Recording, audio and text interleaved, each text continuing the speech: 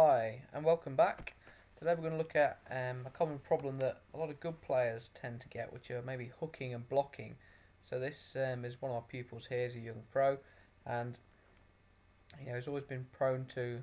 a hook or some blocks with his swing. So we've got his old swing here on the left and his new swing here on the right, where he's at the moment with his swing. So because of how David move it and how his body moved, what we tend to find that when he comes in is that the club is going to be a long way behind his body like this, so we can see the club a long way under his right forearm and the club face quite closed here. So this is, if you're a hooker, so if you're watching this and you tend to hook the ball, or you maybe block some out over to the right here, and this is kind of your shot pattern, you're prone to this, then you're going to be coming in with the club looking quite shallow, or maybe too much from the inside, hitting out over in this direction basically, with the face looking in the other direction over to the left. So with the swing path and the face in different directions, that's what's going to give you the excess spin on the golf ball. So when we worked on sort of how Dave set up and his first move mainly, then that kind of changed how he went back with his body, and then when he came down, he could really change where the club's come in here. So you can see how much more in front of him that the club looks, and this is quite a common thing that a lot of good players are trying to get the club to do these days. That's get the club and arms back in front of them more, so that they can actually trap the ball against the floor and not be hitting away from themselves basically when they're trying to hit the golf ball.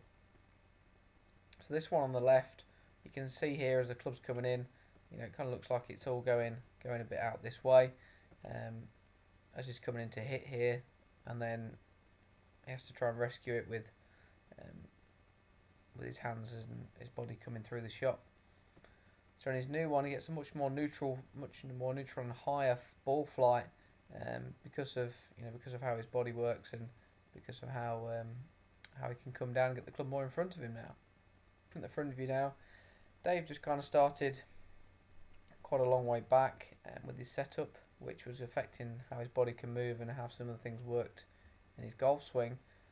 So when he swung up, really looks a little bit different. What we worked on was a bit of setup stuff and got him working a little bit differently with his body and how his body works, so he could actually coil up and get into a better backswing position effectively. And then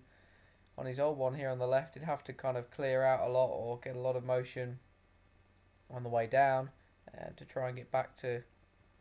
a good impact position. And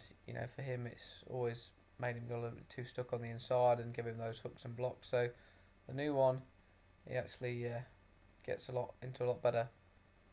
position in terms of the downswing, where the club comes more in front of him, and it gives him much more neutral ball flight. So guys, if you find yourself hooking, or you hit some blocks, then you're definitely going to be too much coming from the inside, too shallow, and you need to identify why that problem is. So identify why you're too shallow and getting stuck inside, so that you're getting these blocks and hooks. Identify that, you find the root cause, and then you can begin to change it and improve your golf. Okay guys, thanks for watching, and I'll see